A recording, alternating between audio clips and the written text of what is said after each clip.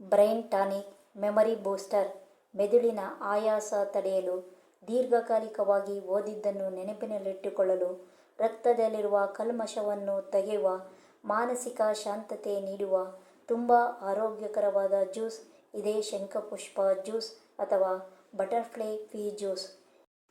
ಈ ಜ್ಯೂಸನ್ನು ಬೇಸಿಗೆ ಕಾಲದಲ್ಲಿ ಉಪಯೋಗಿಸುವುದು ತುಂಬಾ ಒಳ್ಳೆಯದು. ಹಾಯ್, ಎಲ್ಲರಿಗೂ ನಮಸ್ಕಾರ. ABS ಕ್ರಿಯೇಟರ್ಸ್ ಭಾರತಿ ಚಾನಲ್ಗೆ ಸ್ವಾಗತ. ಈಗ ನಾನು ಈ ಆರೋಗ್ಯಕರವಾದ ಶಂಖಪುಷ್ಪ ಜ್ಯೂಸ್ ಮಾಡೋದೇಗೆ ಎಂದು ತೋರಿಸುತ್ತಿದ್ದೇನೆ. ನೋಡೋಣ ಬನ್ನಿ. ಈ ಶಂಖಪುಷ್ಪ ಹೂವಿನ ಉಪಯೋಗವನ್ನು ತಿಳಿಸುತ್ತೇನೆ. ಈ ವಿಡಿಯೋ ಪೂರ್ತಿಯಾಗಿ ನೋಡಿ. ಈ ವಿಡಿಯೋಗೆ ಲೈಕ್ ಮಾಡುವುದನ್ನು ಮರೆಯಬೇಡಿ. ನನ್ನ ಚಾನಲ್ಗೆ ಸಬ್ಸ್ಕ್ರೈಬ್ ಆಗಿ, ಫ್ರೆಂಡ್ಸ್ಗೆ ಶೇರ್ ಮಾಡಿ. ಈ ಶಂಖಪುಷ್ಪ ಹೂಗಳನ್ನು ನೀರಿನಿಂದ ತೊಳೆದುಕೊಳ್ಳುತ್ತಿದ್ದೇನೆ. ನೋಡಿ, ಈ ಶಂಖಪುಷ್ಪ ಹೂಗಳು ಶಂಕುವಿನ ಆಕಾರದಲ್ಲಿರುತ್ತದೆ. ಈ ಶಂಖಪುಷ್ಪದಲ್ಲಿ ಹಲವು ಬಣ್ಣದ ಶಂಖಪುಷ್ಪಗಳಿವೆ. ಹಳದಿ, ಬಿಳಿ, ನೇರಳೆ ಹೀಗೆ. ನಾನು ಮುಂದಿನ ಬೇರೆ ಬೇರೆ ವಿಡಿಯೋಗಳಲ್ಲಿ ನಿಮಗೆ ಇವುಗಳನ್ನು ತೋರಿಸುತ್ತೇನೆ. ಶಂಖಪುಷ್ಪ ಹೂಗಳನ್ನು ಒಂದು ಪ್ಲೇಟಿಗೆ ಹಾಕಿಕೊಳ್ಳುತ್ತಿದ್ದೇನೆ. ಈಗ ಸ್ಟವ್ ಮೇಲೆ ಒಂದು ಪಾತ್ರೆ ಇಟ್ಟು 1 ಕಪ್ ನೀರು ಹಾಕಿ 10 ರಿಂದ 12 ಶಂಖಪುಷ್ಪಗಳನ್ನು ಸೇರಿಸುತ್ತಿದ್ದೇನೆ. ಇದರ ಜೊತೆಗೆ 10 ರಿಂದ 15 ಪುದೀನ ಎಲೆ, 1 ಟೇಬಲ್ ಸ್ಪೂನ್ನಷ್ಟು ಗೆಜ್ಜಿದ ಶುಂಠಿ ಸೇರಿಸಿಕೊಳ್ಳುತ್ತಿದ್ದೇನೆ. ಈಗ ಇದನ್ನೆಲ್ಲ ಚೆನ್ನಾಗಿ ಮಿಕ್ಸ್ ಮಾಡಿ 5 ರಿಂದ 6 ನಿಮಿಷ ಕುದಿಸಿಕೊಳ್ಳಬೇಕು.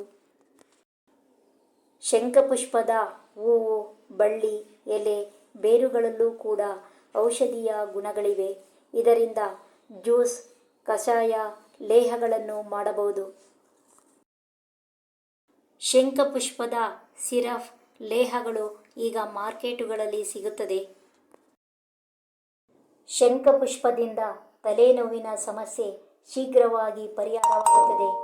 ಮಾನಸಿಕ ಆಯಾಸವನ್ನು ಕಡಿಮೆ ಮಾಡಿ ಒಳ್ಳೆ ನಿದ್ದೆಯನ್ನು ಕೊಡುತ್ತದೆ.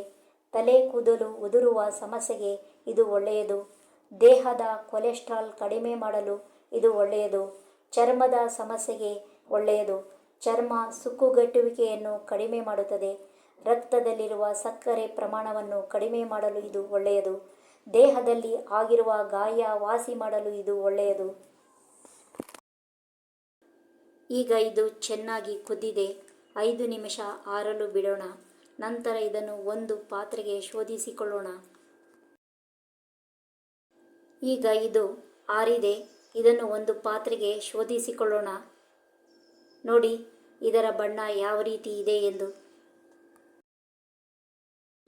ಗ್ಲಾಸ್ಗೆ 10 ರಿಂದ 12 ಐಸ್ ಕ್ಯೂಬ್ ಸೇರಿಸುತ್ತಾ ಇದ್ದೇನೆ. ಹಾಗೆ 1 ಟೇಬಲ್ ಸ್ಪೂನ್ನಷ್ಟು ಜೇನುತುಪ್ಪ ಹಾಕಿಕೊಳ್ಳುತ್ತಿದ್ದೇನೆ.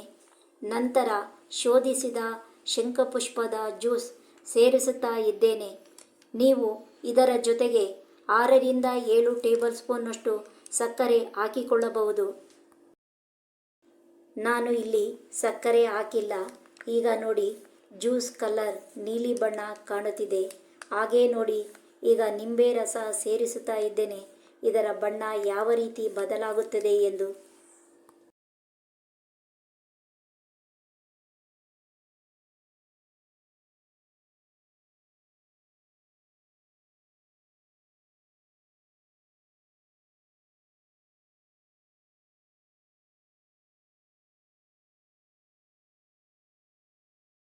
ನೋಡಿ, ಈಗ ಇದು ಪರ್ಪಲ್ ಕಲರ್ ಕಾಣುತ್ತಿದೆ.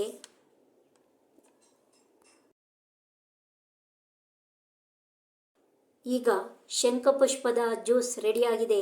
ಇದನ್ನು ಸೇವಿಸುವುದರಿಂದ ನಾನು ಹೇಳಿದ ಎಲ್ಲ ಬೆನಿಫಿಟ್ಗಳು ನಿಮಗೆ ಇದರಿಂದ ಸಿಗುತ್ತದೆ. ಈ ವಿಡಿಯೋ ನೋಡಿದ್ದಕ್ಕಾಗಿ ನಿಮ್ಮೆಲ್ಲರಿಗೂ ಧನ್ಯವಾದಗಳು. Thank you all.